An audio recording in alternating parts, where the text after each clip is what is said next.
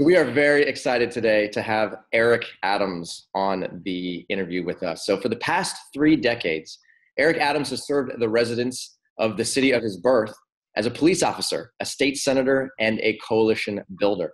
In November of 2013, he was elected to represent all of Brooklyn as the borough president. In 2016, a type 2 diabetes diagnosis inspired him to adopt a plant-based diet. In 3 months, he lost 30 pounds and had lowered his A1C into the non-diabetic range. Today, he's an advocate for positive lifestyle habits, including a plant-based diet, to promote health for all people of Brooklyn and people all over the world. So thank you so much for being here with us today. We really appreciate your time. Thank you. Thank you. And I thank you for giving me an opportunity to have this discussion. Absolutely. So let's start with your personal story, because I think it's going to really resonate with a lot of people in our audience. Tell us what you think contributed to your diagnosis. Give us a picture of the lifestyle that you used to live before you were diagnosed with type 2 diabetes. Well, just some backdrop. Brooklyn is a borough in New York City. In other parts of the country, people may call it the county executive. We're the largest of the 5 boroughs in New York City, with the largest county with 2.6 million people.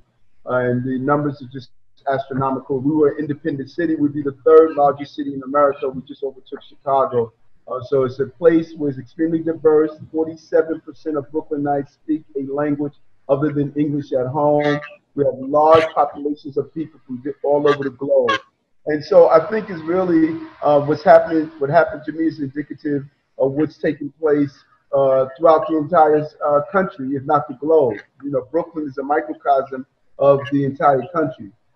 Back in 2016, I was way out of the country, and I received some pain in my stomach area, and I thought it was actually colon cancer, because I lost a good friend to colon cancer, and the symptom was so persistent and almost the same as he described to me before he died. And so I said, once I get back to the country, I was going to immediately go to the doctor and get it checked out. When I returned, the doctor gave me a colonoscopy and an endoscopy. He told me my colon was fine. I had a small ulcer in my stomach. But he said, Eric, the real problem is diabetes. Your diabetes is at a dangerous level. Your A1C is in the high teens. And I have to put you on insulin right away and 2 medications. In addition, he wanted to give me medication for my ulcer, medication for my blood pressure, medication for my cholesterol. And I was also at that time having problems with my vision. I lost, partial sight in my left eye, and I was losing sight in my right eye.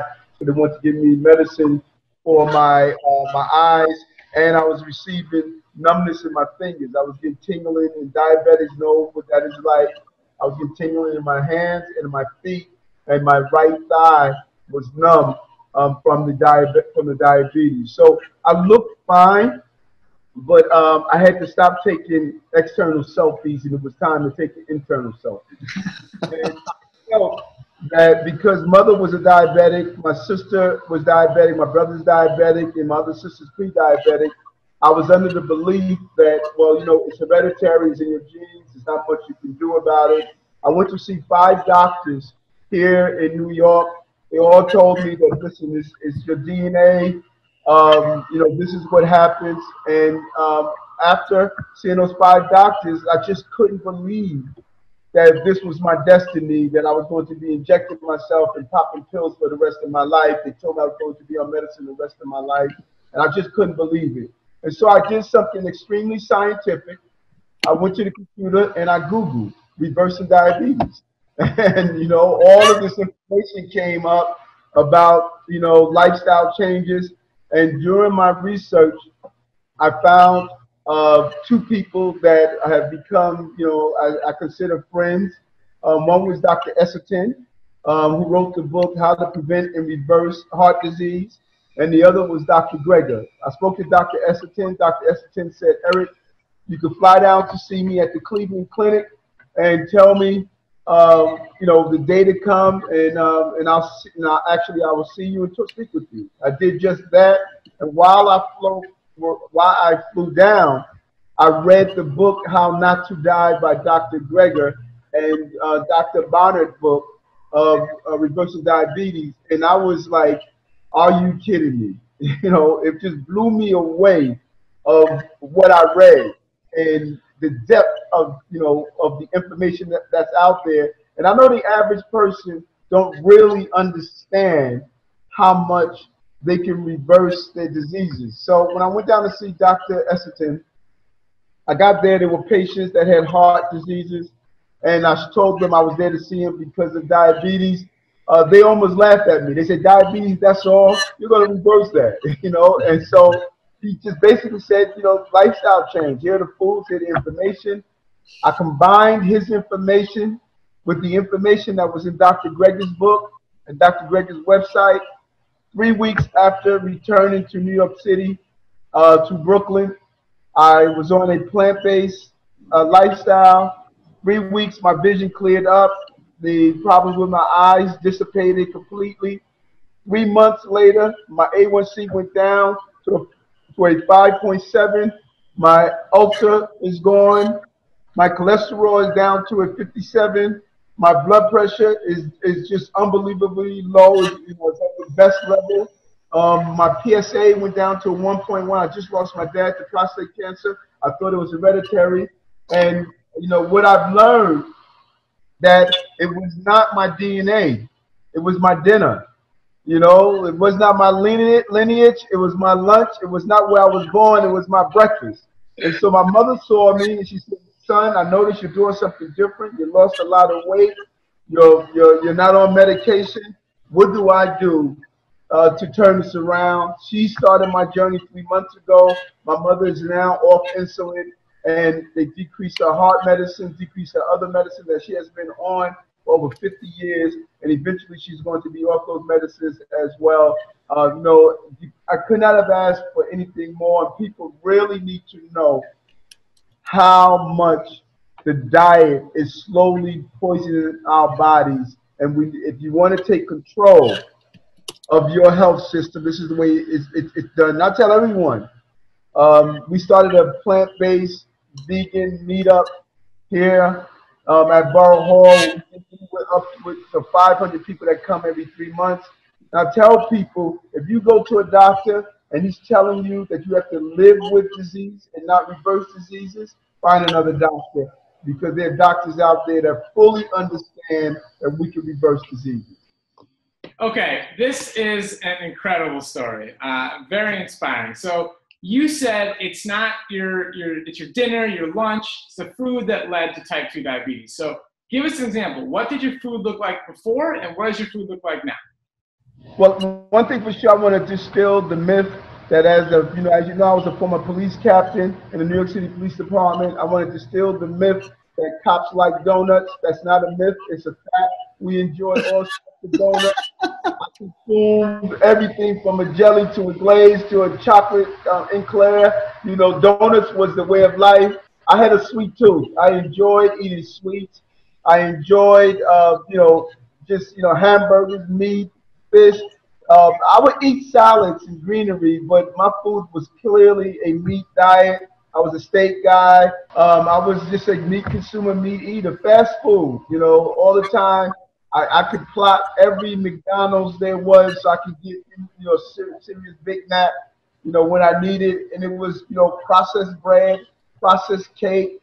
Pick me up during the middle of the day. I wanted to pop in, a good Twinkie or something, to give me that sugar rush. So it was just a constant. My diet was 90% processed food. Tell us what you eat now. Give us an idea of what what does a typical breakfast look for you? What does a typical lunch and typical dinner look like for you now?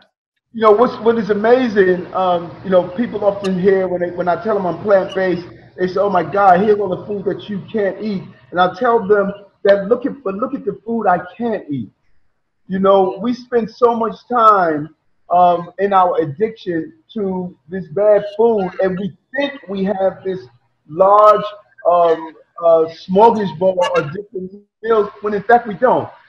Early in the morning, people wake up, they get the 2 eggs on toast with bacon and the coffee and a large glass of sugar orange juice, and they think they got diversity. No, it's not diverse. My diet is diverse because now I have this whole universe of the entire plant industry that I can use and eat. So if you were to go through a typical day of mine, I always break my fast, which is breakfast, with a nice smoothie, green smoothie with berries, blackberries and blueberries, and a nice bowl of fruits, which many people said diabetics can't eat fruits. That is wrong. I eat a nice bowl of fruits, some apples, some orange, pears. It's a different variation of fruits. It gives my body an opportunity to wake up high fiber. It's a good energy. It gives me a lot of energy in the morning. And then in lunch, I move to have a nice quarter cup of oatmeal, a great bowl of black bean soup that I create, one of my creations, where it has oatmeal in it, black lentils, carrots, kale, spinach, broccoli, cauliflower, with a lot of spices. Because what I learned on this journey is that many spices are just as important, if not more important, than much of the food we eat. I put almond powder in it. I put some of my cinnamon, ginger, and I learned how to deal with this taste of salt that many people have. I put a pinch of apple cider vinegar with some lemon, and that gives me that nice tangy flavor with all of these different spices, cumin, turmeric, and just really explore all of these different spices to get the real taste that I'm looking for. Lunchtime, I do a nice lentil pasta that I like with nutritional yeast to give it the cheesy taste that I like. I'll throw in some vegetables in it, and I would saute and steam it without oil, without butter, just using water, how to steam it to get the taste that I want, with a lot of mushrooms, oyster mushrooms, things like that.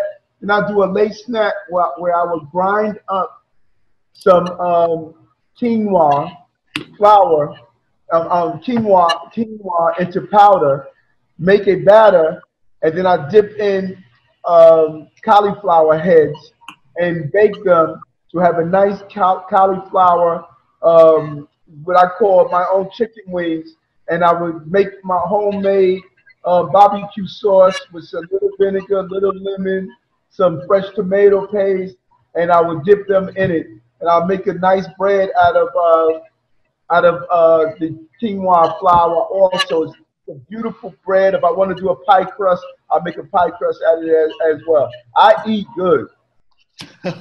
You clearly eat very, very well. This is amazing. So I hear that you have made some adjustments to the vending machine contents in the Brooklyn Borough Hall. I'd like to hear more about that and what other initiatives you have put in place.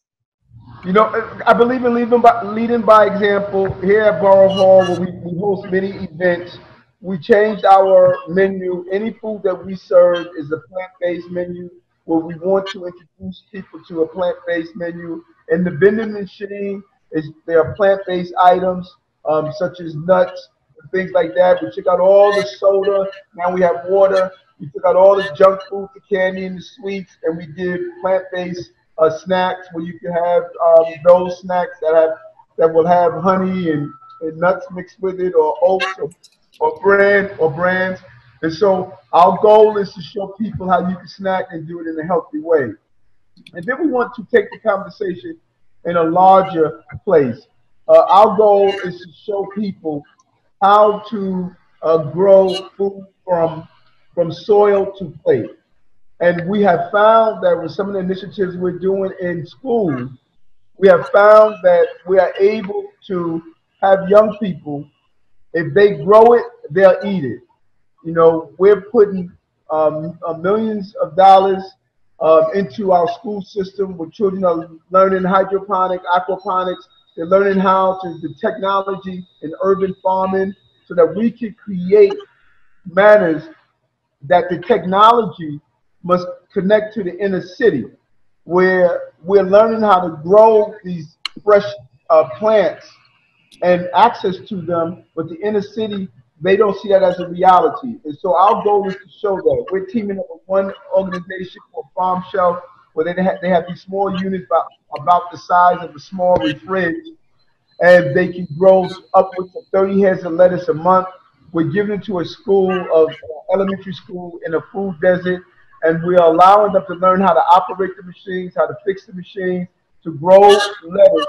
They can go to a public housing development and give each family in one of the developments that we're partnering with 2 heads of lettuce, 2 heads of lettuce, 2 heads of kale, 2 heads of spinach each week, so they can learn to have access to healthy food, so they can solve their own problem of a food desert, and they're learning how to solve it in a real way in their own community. We also put $1 million into building an urban agriculture incubator. Well, a group of people can come with their different ideas of how to grow, how to do a better job of using rooftop gardens and growing food, how to do vertical farming, how to grow vertical and use these other methods of growing, where all of these ideas can be under one roof and they can cross-pollinate these ideas and learn from each other. We're excited about the greenhouse that we're building. I have a $14 million greenhouse project that I'm doing in one of our public housing development where they don't have access to healthy food. And it's not like your dad's tomato garden. This is going to be a multi-level greenhouse where you're going to learn classes on growing food, how to cook food, how to sell to some of the stores in the neighborhood, to look at the ability to see the commerce behind growing fresh vegetables and sharing this conversation. So we are excited what we're doing here in Brooklyn. I thought that diabetes was a aspect of me being buried in the grave, but in fact, the dirt that was on me was allowing me to be planted in the soil of making sure the harvest is going to be prepared for everyone. I wasn't buried, I was planted, and this is what I'm going to do to make sure other people can learn how to reverse their diseases. I love this. I absolutely love what you're saying here. So one thing that I think that has happened is that there's 15 Brooklyn schools that are now adopting this Meatless Mondays program in their cafeterias. So can you give us a little bit of thoughts on this? And, you know, is this enough to start to change the behavior, or is it you're going to have to be a lot more of a sort of integrated process of steps in order to actually get people to start changing their habits, especially young children? You know, and young children are receptive and they're ready. They're like sponges. They're ready to absorb this into their lives. More and more young people are embracing the plant-based way of life. They're watching their friends and peers and loved ones go through these horrific diseases at a younger age. It is amazing. The diabetes, type 2 diabetes, was considered an older person's disease, but now it has impacted so many young people that they know the impact of this. And so our goal is to have Meatless Mondays. It's only the beginning. When we look at the fact that the WHO has identified processed meat as a type 1 carcinogen, and they share the type 1 category with things like asbestos and cigarette smoking, we want to light up a cigarette for our children while we feed them type 1 carcinogen in schools. And some medical professionals will say, well, you know, it's just a little cancer. Yeah, okay, thanks a lot. Let me give my child a little cancer. How about giving them no cancer and giving them something that's going to help his body fight against cancer? And so more and more parents are starting to hear about these initiatives and realizing that they don't want their children to get a poor start in life.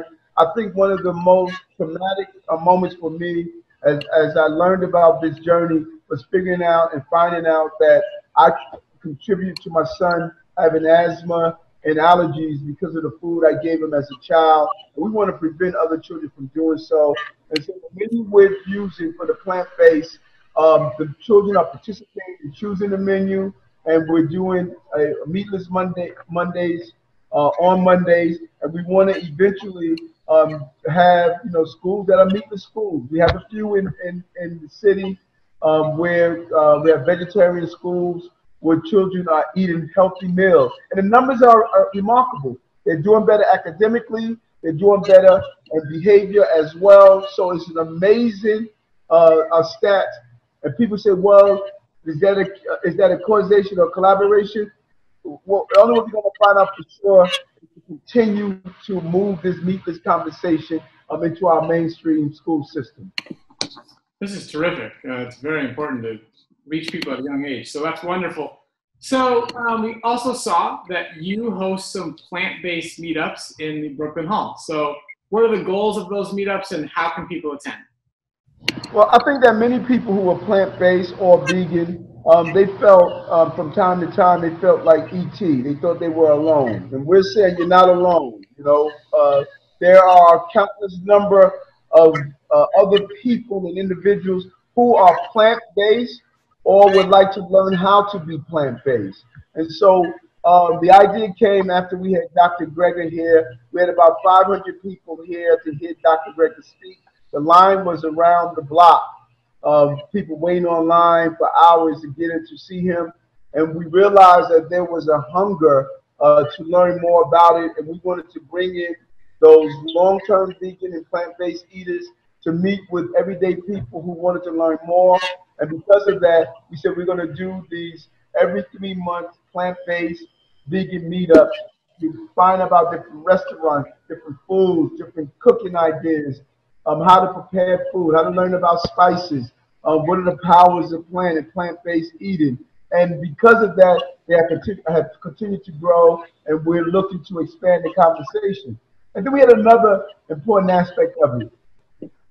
For far too long, of veganism has been only identified with those who have been trying to save Dolly the cow. We're saying, listen, it's more than Dolly the cow, it's Molly your child. It's about how do we make sure families are healthy. And in the process of making sure families are healthy by removing meat from their household, the byproduct is going to be that we're going to not only start saving the abuse of animals, but we're also going to stop saving the abuse of our second mother, and that's Mother Nature. Although my mother gave birth to me, Mother Nature sustains me, and for far too long we have been abusive children to Mother Nature. Let's stop the domestic violence, and we can stop it by contributing to the #1 antibiotic use and the #1 impact on our climate and ozone layer is the farming industry. And so by making us healthy, it is going to have also healthy impact on the planet and those animals that are abused to satisfy our sick fixation with meat. And so that is one of the reasons that we put together the plant-based vegan meetup, to allow people to meet others who are like-minded and want to live a more healthy lifestyle, and to show them how to do it. This is awesome. So you look like you're actually in pretty good shape. Are you an athlete, and have you noticed any differences in the way that your physical body performs as a result of changing over to a plant-based diet? Without a doubt, when you look at just a different in body weight, you know, I don't have a six-pack, I have a case now, you know. You feel good, your body is more toned. When I was a rookie police officer, coming out of the police academy, 6 months of rigorous training, I weighed 163 pounds, and I had a 29-inch waist. Now, some 30-something years later, I have a 29.5-inch waist, and I weigh 165 pounds. When I look at some of my colleagues and the heart disease they're going through, the diabetes, the cancer, the overweight, but I look at them and they see me after 30 years, over 30 years of leaving the police academy, to still have the same body and having a BMI that is excellent. It's just really amazing. And although I consider myself to be athletic and I do exercise, I think it's an important part of your diet. Clearly, your body measurement is going to, what you eat has the greatest impact. You don't have to be a marathon runner. You don't have to be a major gym rat. Just by changing your diet, you're going to change your body mass, and you're going to change what your body looks like. I love it. Your story is so inspiring. And I love the fact that not only you experience this personal change for yourself, but that you're trying to change the entire food landscape within Brooklyn and beyond. You know, it's so important. And I think you hit on a really good point here, which is that if you start to impact kids at a young age and really get them sort of thinking about what they're putting in their body and get them into accepting that plants are actually a phenomenal way to improve their overall health, that's where it starts. And it's only going to get better and better as those kids get older. So thank you so much for, doing what you do. Thank you for being vocal about it. Thank you for trying to change the lives of millions of people. I think it's really going to have a massive impact, and it already is. Thank you. Thank you. Really, really enjoy what we're doing. I'm excited about it. I'm excited where we're going.